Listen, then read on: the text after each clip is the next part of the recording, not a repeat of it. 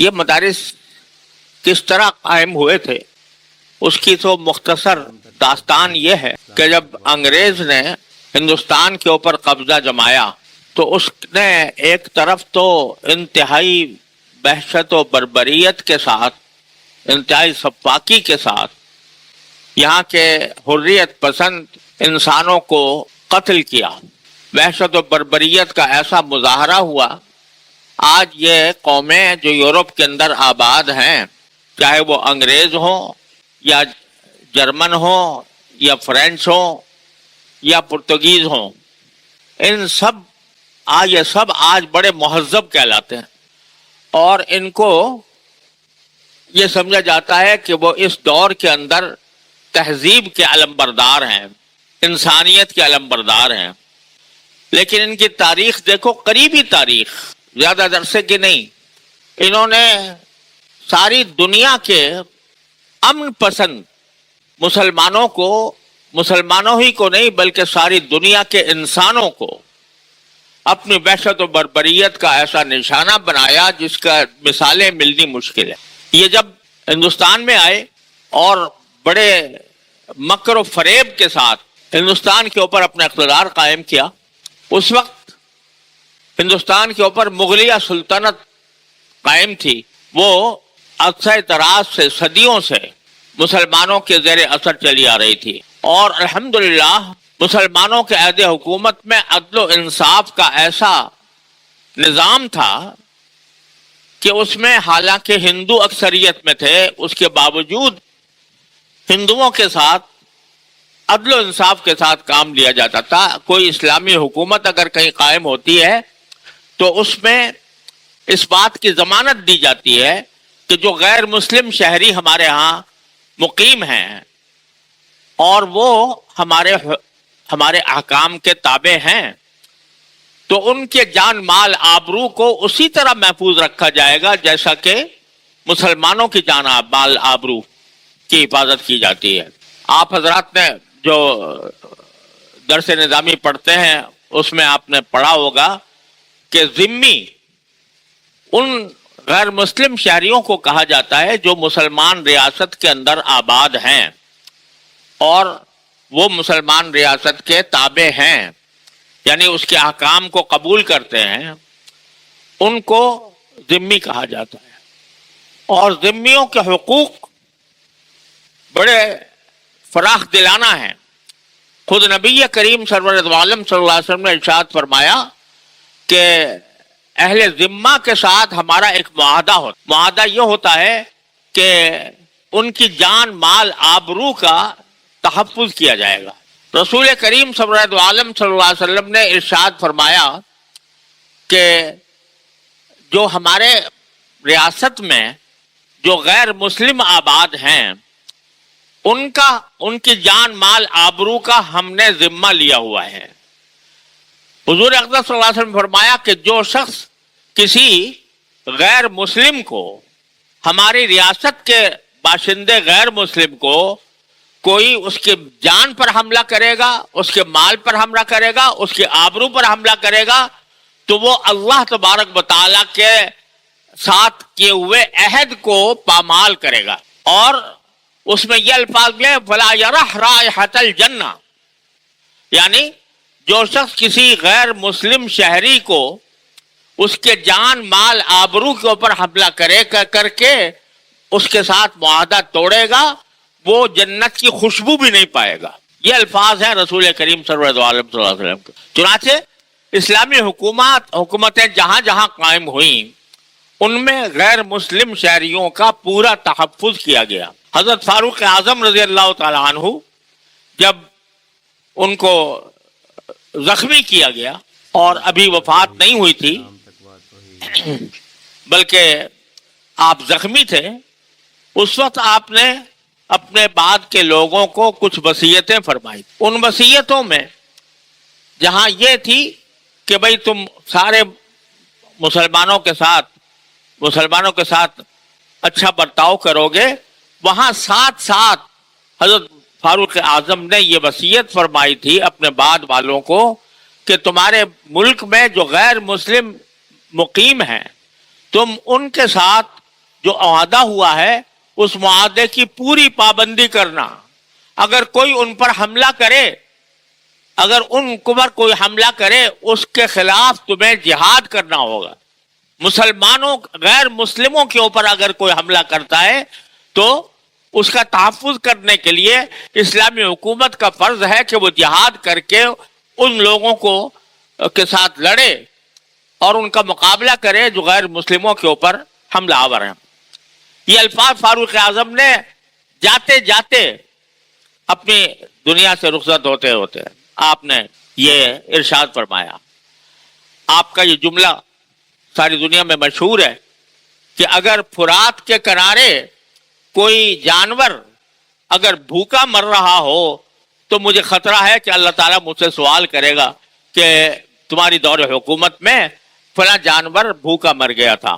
اور حضرت فاروق اعظم رضی اللہ تعالیٰ عنہ نے ایک مرتبہ دیکھا، جا رہے تھے تو راستے میں دیکھا کہ ایک شخص بھیک مانگ رہا ہے. پوچھا کہ یہ کون ہے؟ تو بتایا کہ یہودی ہے اور یہ بھیک مانگ رہا ہے. تو آپ نے فرمایا کہ یہ کیسے ہو سکتا ہے کہ ایک اسلامی حکومت میں ایک آدمی چاہے وہ غیر مسلم ہو جس کا ہم نے ذمہ لیا ہوا ہے وہ بھوکا مرے. لہذا فوراً اس کے بیت المال سے اس کے لیے وظیفہ جاری کیا.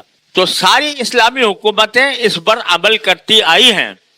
اور مغلیہ دور حکومت میں بھی جب مغل بادشاہوں کی حکومت تھی اور خاص طور پر آخر میں اورنگزیب عالمگیر رحمۃ اللہ علیہ جو ہندوستان کے بادشاہ تھے اور اللہ تبارک و تعالیٰ نے ان کو سنت پر عمل کرنے کا خاص ذوق عطا فرمایا تھا، انہوں نے پورے ملک میں انتہائی عدل و انصاف کا نظام قائم کیا ہوا تھا.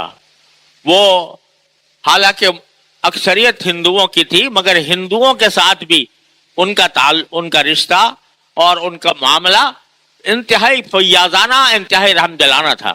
انگریز آ گیا. انگریز نے آ کر جو ظلم و ستم ڈھائے وہ چاہے مسلمان ہو چاہے ہندو ہو، سارے مسلمانوں اور ہندوؤں پر پورے ملک کے اندر ظلم و ستم کا بازار گرم کر دیا گیا. جو لوگ آزادی چاہتے تھے ان کے لیے چوراہوں پر پھانسیاں لگائی گئیں اور چوراہوں پر ان کو پھانسیاں دی گئیں. ان کے ساتھ ایسا ظلم کیا گیا کہ جو آخری بادشاہ بہادر شاہ ظفر اس کے بیٹوں کو شہید کر کے ان کے سر ایک تھال کے اندر رکھ کر اور ان کے پاس بھیجا گیا، آپ کے پاس تحفہ بھیجا گیا ہے، اور بڑے چاندی کے ٹرے کے اندر، چاندی کے اس کٹوروں کے اندر ان کے سر رکھ کر کہا کہ آپ کے لیے بادشاہ نے، یعنی انگریزی بادشاہ نے یہ آپ کے لیے تحفہ بھیجا ہے. جب انہوں نے وہ ڈھکن اٹھا کر دیکھا تو ان کے بیٹوں کے سر تھے. ایسی صفاقی، ایسی درندگی کا مظاہرہ کیا اس انگریز نے یہاں پر ہندوستان کے اندر، اور جتنی آزادی کی تحریکیں تھیں ان کو سختی کے ساتھ کچل دیا گیا. سن 1857 میں مسلمانوں نے، اور اس میں ہندو بھی شامل تھے لیکن قیادت مسلمانوں کے ہاتھ میں تھی، وہ انگریز کے خلاف جہاد کا جھنڈا اٹھایا. اور ہمارے اکابر میں سے حضرت مولانا محمد قاسم نانواتوی رحمۃ اللہ علیہ، حضرت مولانا رشید احمد صاحب گنگوہی رحمۃ اللہ علیہ، حضرت مولانا رحمۃ اللہ کیرانوی رحمۃ اللہ علیہ، ان بزرگوں نے اپنے علاقے میں جہاد شروع کیا انگریز کے خلاف اور بعض مقامات پر فتح بھی پائی. لیکن مقدرات ہیں کہ اس کے بعد وہ تحریک کامیاب نہ ہو سکی اور انگریز نے پورا تسلط جما لیا پورے بر صغیر کے اوپر. اس وقت ہمارے اکابر نے یہ محسوس کیا کہ اب چونکہ انگریز کی حکومت آ گئی ہے، اور نہ صرف حکومت آ گئی ہے بلکہ وہ ایک نظام دوسرا لے کر آ رہا ہے، اور اس کے وزیر تعلیم نے، لارڈ میکالے جس کا نام تھا، اس نے برطانیہ کے پارلیمنٹ میں یہ اعلان کیا کہ ہم اس ملک کے اندر یعنی ہندوستان کے اندر ایک ایسا نظام تعلیم جاری کریں گے جس میں لوگ تعلیم پانے کے بعد ان کے شکلیں تو हिंदुस्तानियों जैसी होंगी, लेकिन उनके दिमाग अंग्रेज बन चुके हों। चुनाचे ऐसा निज़ाम तालीम भी जारी कर दिया। और जो मदारिस थे, सिर्फ दिल्ली के अंदर 200 मदारिस थे, उन सारे मदारिस को खत्म कर दिया। तो हमारे अकाबिर ने ये खतरा महसूस किया कि अगर ये सिलसिला इसी तरह जारी रहेगा तो फिर दीन की आवाज बंद होकर रह जाएगी और मुसलमानों को अंग्रेज बनाने की साजिश कामयाब हो जाएगी। लिहाजा उन्होंने अल्लाह के भरोसे पर दारुल उलूम देवबंद कायम किया। इस तरह नहीं कि पहले से कोई मंसूबा बनाया हो, कोई बहुत बड़ा नक्शा बनाया हो, बल्कि दारुल उलूम देवबंद के करीब एक उसी के हिस्से में एक मस्जिद है जिसे छत्ते की मस्जिद कहलाती है। उस छत्ते की मस्जिद में अनार के दरख्त के नीचे 2 आदमियों ने पढ़ना पढ़ाना शुरू कर दिया। दोनों का नाम महमूद था। पढ़ाने वाले मुल्ला महमूद और पढ़ने वाले महमूदुल हसन, जो बाद में शेखुल हिंद बने रहमहुल्लाह ताला। इस तरह दारुल उलूम देवबंद का आगाज हुआ। क्यों कायम किया गया था? इसलिए कि अंग्रेज की साजिश से जो पूरे मुल्क के लोगों का जहन बदलने की कोशिश की जा रही थी, उनको मुसलमान से अंग्रेज बनाने की कोशिश हो रही थी। बल्कि दूसरी तरफ ईसाई मिशनरियों का एक सैलाब आ गया था। ईसाई पादरी आकर लोगों को ईसाइयत की तरफ दावत देते थे, बल्कि बहुत से लोगों को मुर्तद बना रहे थे। तो उस सारी चीजों का सद्देबाब करने के लिए अल्लाह के इन बंदों ने इंतहाई कलील वसाइल के साथ, बल्कि बेमसलगी के आलम में ये दारुल उलूम देवबंद का क़याम अमल में आया।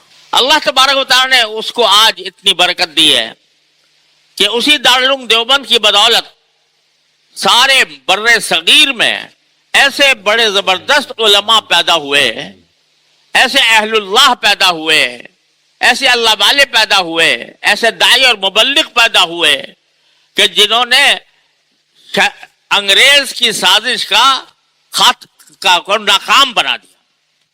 अगर अंग्रेज की साजिश चल जाती तो बर्रे सगीर के अंदर अल-आज़ु बिल्लाह इस्लाम का नाम मिट गया होता।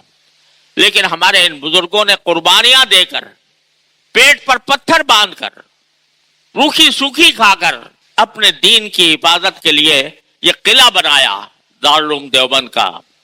और अल्लाह तबारक व तआला ने इस किले को ऐसा मरकज बना दिया कि उसके नतीजे में पूरे हिंदुस्तान में, पूरे बर्रे सगीर में अल्हम्दुलिल्लाह मदारिस का जाल बिछा दिया गया। और ये अंग्रेज ने यह किया था कि जो आदमी दीन का नाम ले या दीन की तालीम दे, उसके ऊपर माश के दरवाजे बंद कर दो। उसके लिए अपनी जान बचाने के लिए, अपनी रोजी कमाने के लिए कोई सारे रास्ते बंद कर दो। लेकिन इन लोगों ने, अल्लाह ताला इनकी कब्रें नूर से भरे, कि इन्होंने इस बात की परवाह नहीं की कि हमें खाना मिलता है या नहीं मिलता, हमें रोजी कोई मिल रही है नहीं मिल रही है, हमें तो अपने दीन का तहफ्फुज़ करना है। उसकी खातिर इन्होंने कुर्बानियां दी और कुर्बानियां देकर दारुल उलूम देवबंद कायम किया।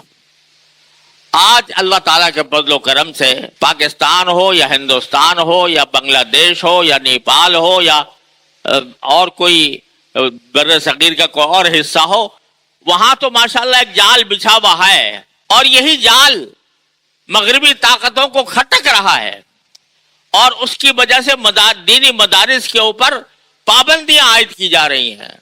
दीनी मदारिस को कानूनी हैसियत देने में तामुल हो रहा है और उसके साथ उनके साथ ऐसी बदसलूकी की जा रही है। हालांकि ये वो तालीमी इदारे हैं जो हुकूमत से एक पैसा नहीं लेते, अगर दे भी तो हम लेने को तैयार नहीं है। और अल्लाह ताला के फज़ल व करम से ये चल रहे हैं और ये तलबा को अल्लाह ताला के फज़ल व करम से बगैर किसी फीस के, बगैर किसी मुआवजे के उनको न सिर्फ तालीम देते हैं, उनके लिए रहाइश का, उनके लिए खाने का, उनके लिए पीने का, उनके जरूरियात का الحمدللہ انتظام کرتے ہیں. اور یہ سلسلہ اب دراز ہو کر الحمدللہ یورپ میں بھی پہنچ گیا ہے. انگلینڈ میں ماشاءاللہ بڑے بڑے مدارے قائم ہو گئے ہیں, امریکہ میں قائم ہو گئے ہیں, آسٹریلیا میں قائم ہو گئے ہیں. اور اب میں جو افریقہ گیا تو وہاں دیکھ کر یہ آنکھیں ٹھنڈی ہوئی کہ ماشاءاللہ ایک بڑا مجمع الحمدللہ دینی تعلیم کے اندر مصروف ہے. اور یہ تبلیغی جماعت جس نے الحمدللہ دنیا کے کونے کونے تک اسلام کا پیغام پہنچایا اور لوگوں کی زندگیاں بدل دی, یہ بھی درحقیقت دارالعلوم دیوبند اور مظاہر علوم کا فیض ہے. یہ ساری تبلیغی جماعت کا جتنا کام ہے اس کی اگر اصل دیکھو تو وہ دارالعلوم دیوبند اور مظاہر علوم سے ملے گی. اور اس نے اللہ تعالیٰ کے فضل و کرم سے دنیا کے دور دراز علاقوں میں, گاؤں میں, دیہاتوں میں اور ایسی جگہوں پر جہاں پر کہ کسی دینی تعلیم کا کوئی تصور نہیں تھا, وہاں تک اللہ تعالیٰ کے فضل و کرم سے کام پہنچا. یہ سارا کچھ فیض ہے دارالعلوم دیوبند کا. آج ہم سب اس دارالعلوم دیوبند کے ممنون احسان ہیں.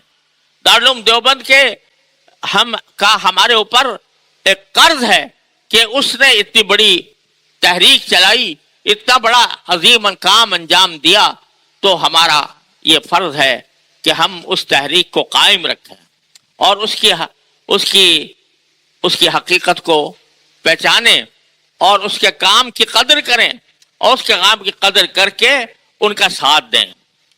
افسوس ہے کہ پاکستان بننے کے بعد بھی پاکستان اللہ تعالیٰ کے فضل و کرم سے ایک بڑی نعمت کے طور پر اللہ نے ہمیں عطا فرمایا. آج کل اس کی یوم آزادی بھی منایا گیا ہے. اس کی بنیاد اس پر تھی اور ہے.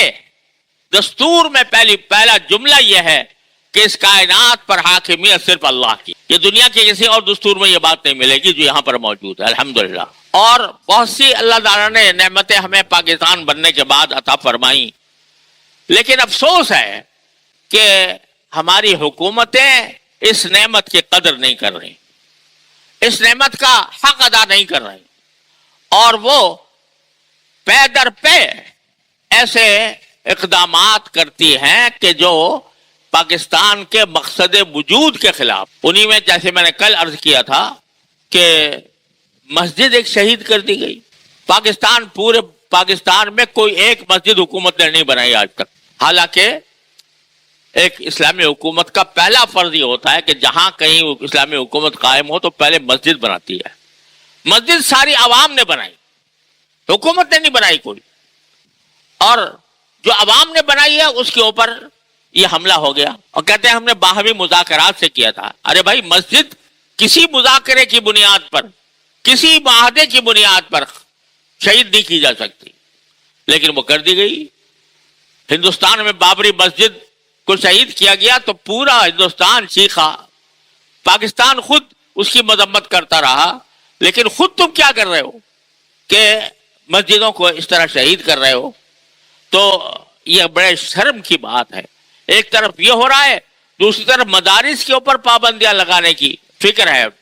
سال ہو گئے ہیں کہ مدارس کا معاملہ حکومت کے ساتھ چلتا رہتا ہے, مذاکرات بھی ہوتے ہیں, معاہدے بھی ہوتے ہیں, قانون بھی بنتے ہیں, لیکن عملی طور پر ان مدارس کے ساتھ سوتیلی اولاد کا سلوک ہو رہا ہے. یعنی ان کو جو ان کے مقاصد ہیں ان مقاصد میں رکاوٹ ڈالی جا رہی ہے. بینک اکاؤنٹ نہیں کھلے ہوئے ہیں بہت سے مدارس کے ہیں, بینک اکاؤنٹ نہیں کھلتے تو پھر کیسے حساب کتاب ہوگا, کیسے وہ آمد و خرچ کا حساب کریں گے. یہ ظالمانہ سلوک ہمارے ساتھ حکومتوں کی طرف سے چلا آ رہا ہے. تو بھائی میں صرف اس وقت یہ آپ کو یاد دلانا چاہتا تھا کہ جو افریقی ممالک میں گیا وہاں الحمدللہ دارالعلوم بے شک قائم ہے, لیکن حکومتیں غیر مسلم ہیں اور حکومتیں مسلمانوں کے اوپر بہت پابندیاں عائد کیے ہوئے ہیں. ارے بھائی, پاکستان اللہ نے ہمیں ایک آزاد اسلامی ملک عطا فرمایا تو اس کو ان ممالک سے کسی طرح مختلف تو ہونا چاہیے. یہ ایسا تو نہ ہونا چاہیے جو اللہ کا نام لینے والا ہو اس کے گلے گھونٹے جائیں یا اس کے لیے پابندیاں اس کے اوپر عائد کی جائیں. اس نعمت کی قدر پہچاننے کی ضرورت ہے اور سارے مسلمان, عام, تاجر, ملازم, پیشہ, ان کو یہ نعمت سمجھ کر اس کا حق ادا کرنا چاہیے کہ اللہ نے ہمیں یہ نعمت عطا فرمائی ہے، آزادی کی نعمت. ہم کسی غیر مسلم حکومت کے تابع نہیں ہیں، اور ہمارا دستور یہ کہتا ہے کہ حاکمیت اللہ کی ہے، اور اس میں کوئی قانون قرآن و سنت کے خلاف نہیں بنے گا.